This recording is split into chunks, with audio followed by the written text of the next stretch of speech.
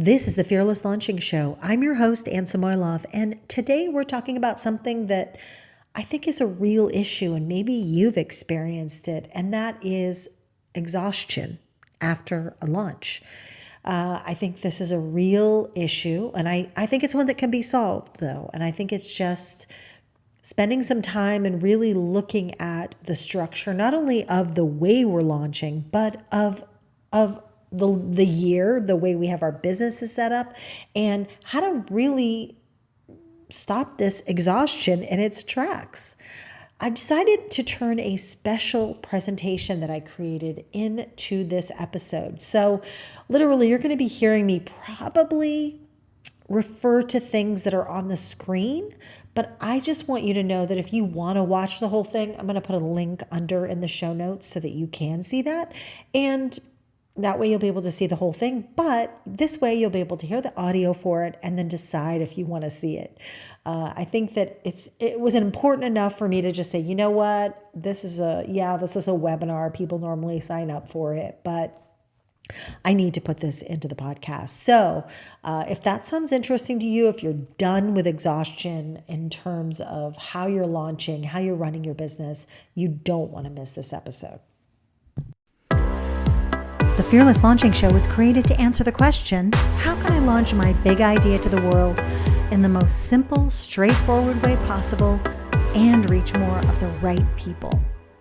I'm your host, Anne Samoylov, and I've been helping 6- and 7-figure business owners launch for over a decade. And while I love geeking out about improving launches, new launch strategies, what's working, what's not working, I'm also obsessed with exploring the heart, the mind, the challenges of running your own business. And that's what we're going to do each and every week. I want to show you how to launch that course or coaching program or other creative work and navigate the journey of being an online entrepreneur. So if you're ready for some new perspectives, some new stories around launching, well, I can't wait to share those with you. Let's get into today's episode.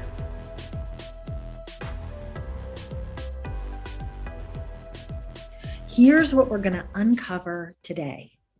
Why even now, after all the done-for-you tools, spreadsheets, and templates, you're still exhausted, overwhelmed, and thinking launching is not possible for you. We're also going to talk about how to map out your launches so you never feel that heavy, I hate launches feeling again. Why you and your business and your audience and your team and everyone around you are exhausted and how it impacts your business. An inside look at my 3-part breakthrough launch system framework for creating launches that get more profitable without adding more work. That was a mouthful. And finally, 3 simple strategies to plan your next 12 months of productive, profitable, and non-exhausting launches. So first of all, let's talk about the state of launches today. It has never been easier to create online products, programs, services, start coaching, start teaching, doing whatever it is you want to do online than it is now, than ever before. Technology and tools are templated, there are all-in-one solutions, and at the same time, more people are struggling more and more to get their launches, their offers, their businesses off the ground.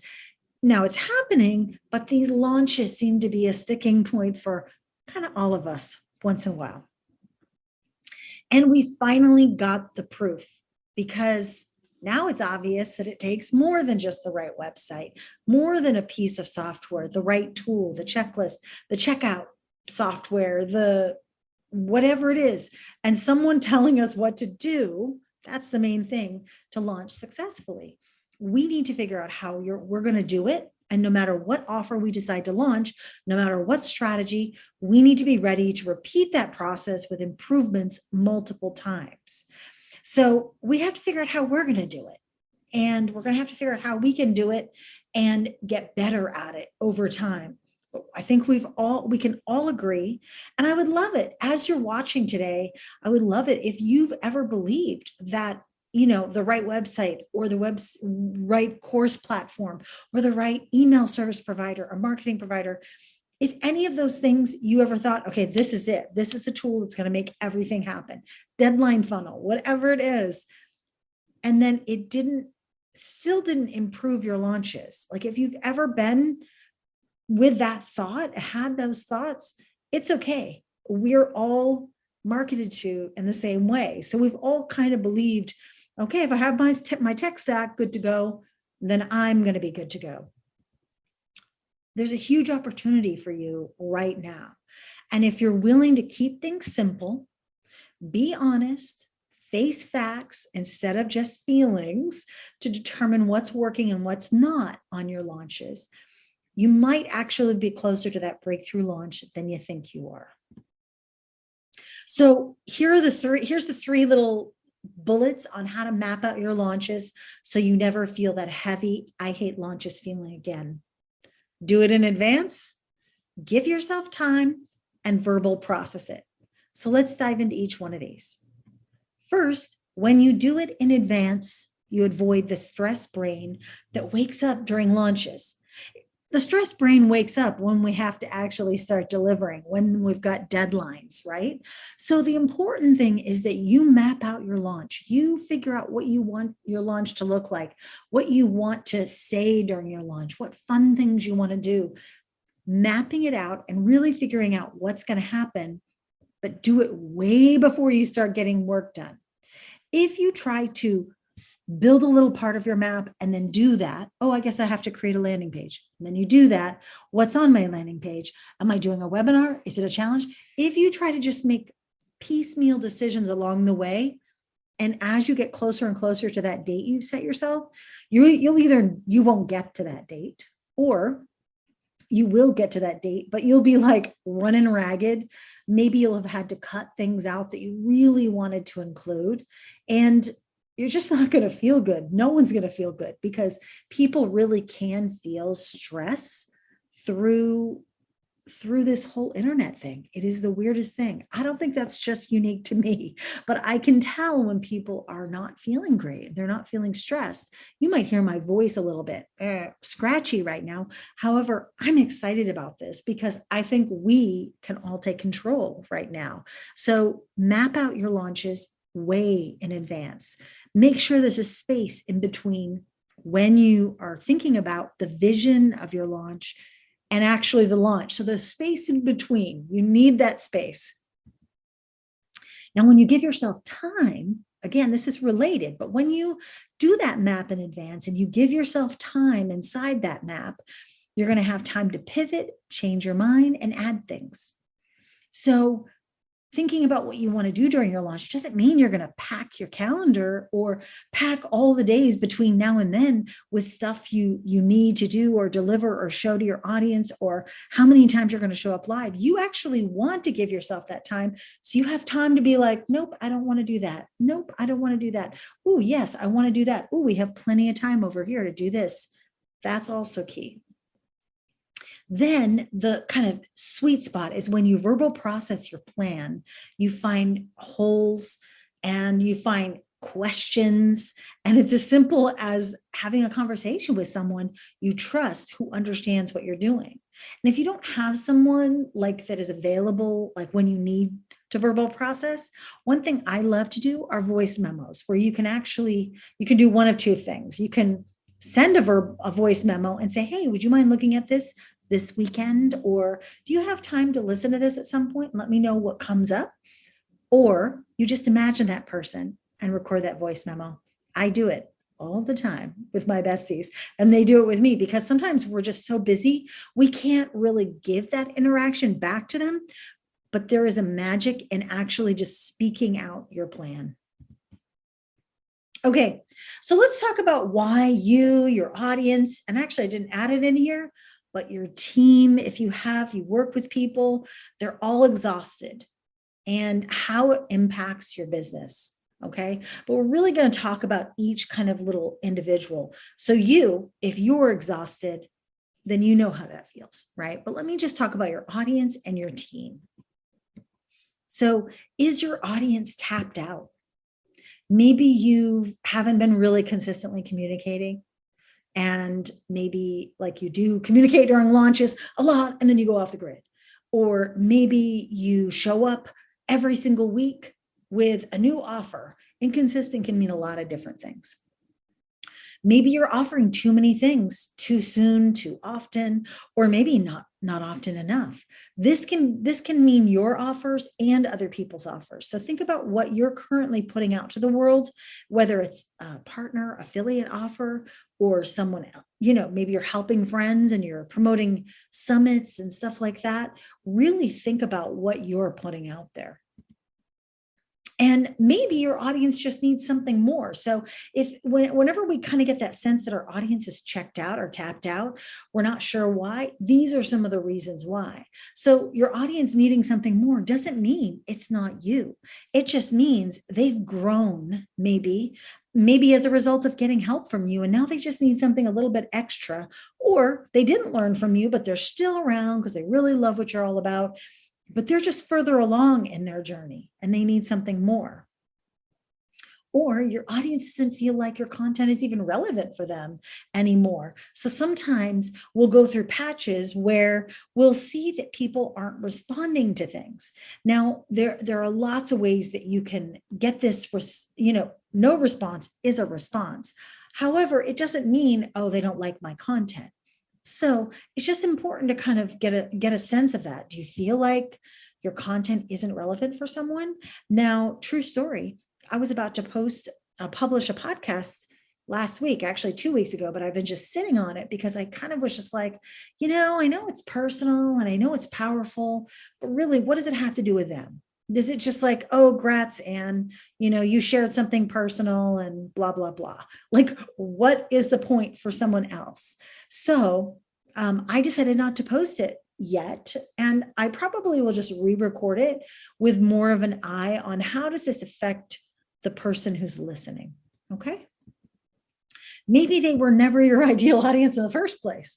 So that's something. Like people, might see you on Instagram. They might see you doing a Facebook Live. They might see you doing something or being interviewed, and they'll get on your list for some reason. Like, for instance, I have people coming on my list because I think years ago, I created this bullet journal template that's inside Google Sheets. So it's inside Google Drive, and it's like an opt-in. You can opt in for it. But those bullet journal people are not necessarily people who are having businesses or wanting to launch their courses or anything like that. They maybe just followed for that reason and they're still on my list for whatever reason. So just know that there are going to be a pocket of group of people on your list that might just like following you. So how to turn things around with your audience. Start with your consistent communication, no matter where it is. And this is going to look different for all of you, but find a place and start communicating there. Start with one. That's what I say. Start with one post, one email, or one podcast, or one video. You don't need a full publishing schedule. Acknowledge how often or not you've been offering things and when and who were they? Were they out of alignment? Were they too much like you? Was the messaging not clear? Think about how often you've put things out in front of your audience, wanting them to either buy or enroll or apply. And then also just know that people can be exhausted from way too many things coming their way and also from unexpected or out of the blue offers. So if you're someone who likes to throw spaghetti at the wall and then run and then get to their next spaghetti throwing session, that could also be exhausting people. So let's talk now about teams. Now, even if you're just starting out, I think this is a good topic to start thinking about, because at some point you are going to want to have at least one person helping you or a couple people. And even if they're not full-time employees, I don't have full-time employees at this moment. And even if they're not full-time, even if they're contractors who just kind of all do the same thing for you every single month, it still is worthwhile to think about this.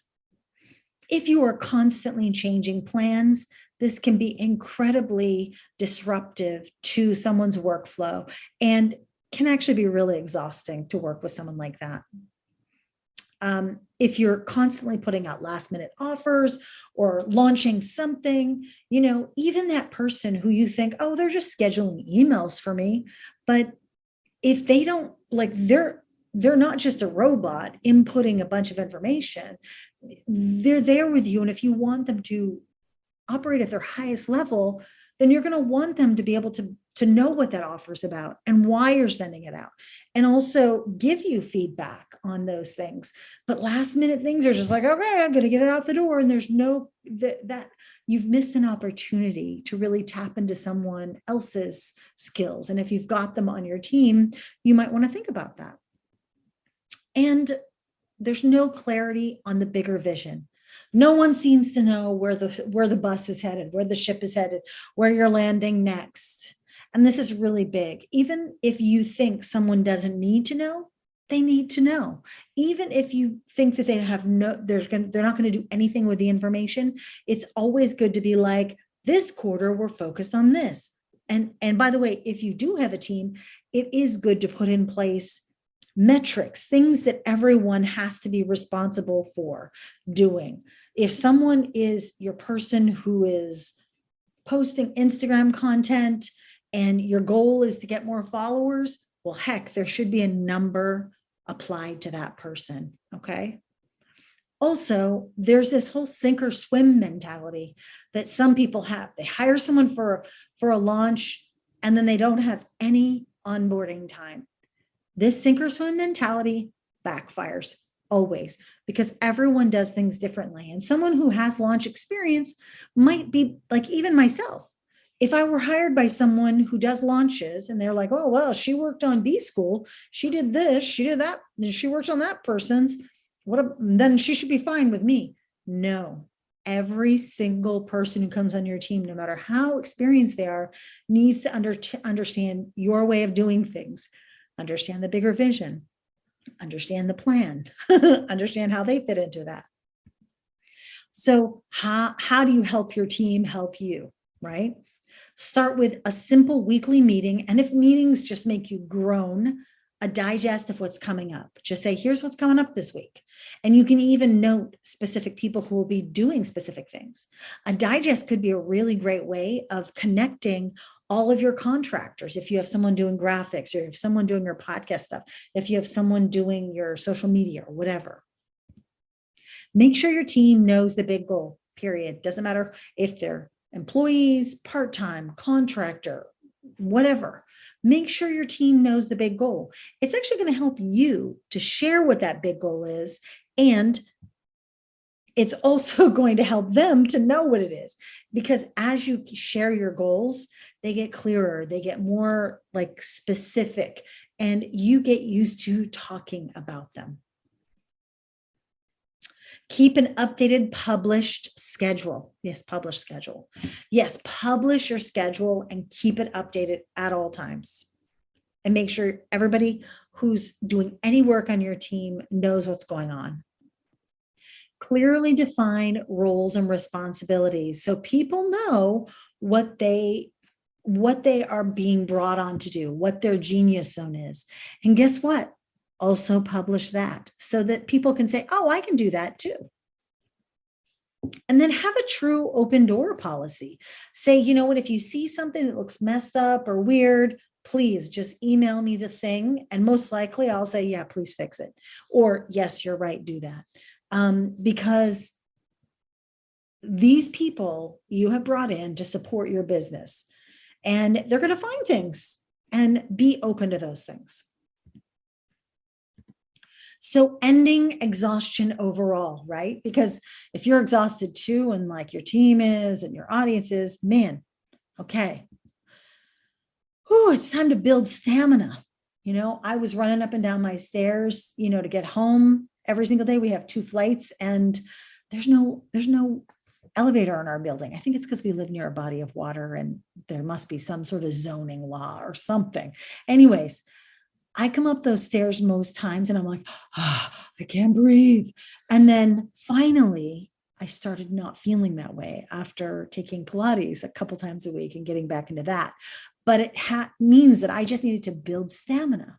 So you need to do the same thing with all of your people, your audience and your team, by establishing some communication formats. Like maybe you're on Slack for your team and no emails.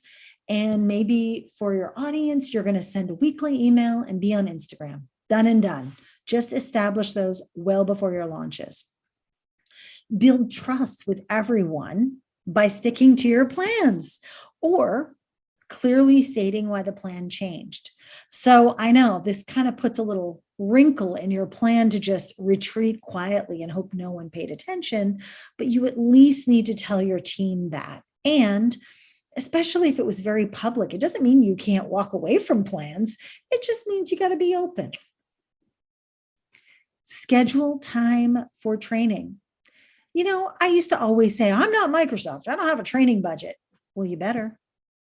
And sometimes it doesn't take more than you creating a Google Doc with links to Loom videos and give your people who start their jobs, start their roles, whatever it is, specific things to watch. And great thing is you can create a very general one for anybody who joins your team, but then you can also you can create ones that are specific to that person's role. And this is the best one. Build in time to rest for everyone, including yourself. You need to make sure that there are months during the year where you're not going to send out any kind of offers, or you're not going to do anything that requires someone to sign up. And you're not going to, there has to be months where your team can play cleanup and can organize and can refresh themselves and also just be off work if they possibly can. You have the power to stop the exhaustion train and cycle. So now let's talk about this whole 3-part framework, which is my breakthrough launch formula, framework, whatever, for creating launches that get more profitable without adding more work. And it solves the exhaustion problem for good. So a few things, first of all, that the system helps you achieve. You create a launch cycle that you repeat and improve. You no longer need to wing it. You can apply it to any launch strategy and any offer. And you're no longer tied to one product, program, or service. And you bundle launches to leverage pre-launch kind of energy for more than one offer. So there are 3 simple ingredients to map 12 months of productive, non-exhausting launches that are also profitable. It comes down to creating bundled offers and a 12-month calendar with these bundled multiple leveraged offers listed. And hopefully you have one bundled offer that then you can put at various places during the year. I don't want you to have 4 different bundled offers. So think one bundled offer. That means maybe an offer, a product, 2 products that are kind of similar, but can be offered separately. And then a system/strategy to repeat the whole year. So that means committing to webinars, committing to challenges, committing to a videos series, committing to Facebook Lives, committing to whatever type of launch strategy that you want to. Now, you might be wondering, all I have to do to start launching smarter, feel less overwhelmed while actually becoming more profitable is to create a launch map for the year? Huh? Yes. Now, the thing about launch maps, though, is they're only valuable if you actually follow them, not if you just write them down and close that planner and then just go about your merry winging it ways. Here's the thing about your launch map. It's actually not just your calendar. It's the map of your strategy, all the stuff you're going to create, and it's a system. When you get used to using even one system, all this stuff together in your business, right? You'll want to create more systems. You'll become things will become more spacious because that's what systems help you create. And your launch map is your launch vision. So now let's talk about this number one thing that will cause your launches to fail every single time and how to fix it. Well, it's a few things, but they all kind of around the same thing.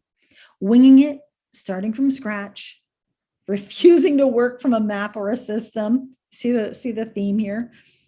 And skipping the post-launch review. Okay, so I guess it's not just one thing, it's 3 things. The post-launch review is when you look at all the data, you look at what happened, and you make a plan. The post-launch review isn't just like reviewing, it's reviewing and making a plan for the next launch. The one thing you can do is commit to creating a system, being okay that it won't be perfect the first time, and then building onto it so you can launch again and improve each and every time. When you create this asset, this launch map is kind of like the asset, the main asset for your business and for your launches. You will save so much time, but you won't need to hire a giant team to make it happen. So you'll be able to launch more easily, more like, I don't want to say last minute because we just said you shouldn't do that. But if you then decide, you know what, next month I really want to launch, you have a system. No one is scrambling to figure everything out, and you can use it on your other offers too. So let's recap a little bit here. Okay. How's the breakthrough? We're talking about how the breakthrough launch framework starts with mapping out the vision for not just the next launch, but really your next 12 months of launches. Why building stamina is the key to an engaged audience, an effective team, and you making great decisions. And shifting your launch mindset from heavy, so much to do, to one of growth, repetition, and a chance to improve this. And I just want to say, you can do this. Sometimes the smallest things that seem like so simple to do and to follow, it feels like, no, that can't be the way. But I want your launches to get easier, not harder.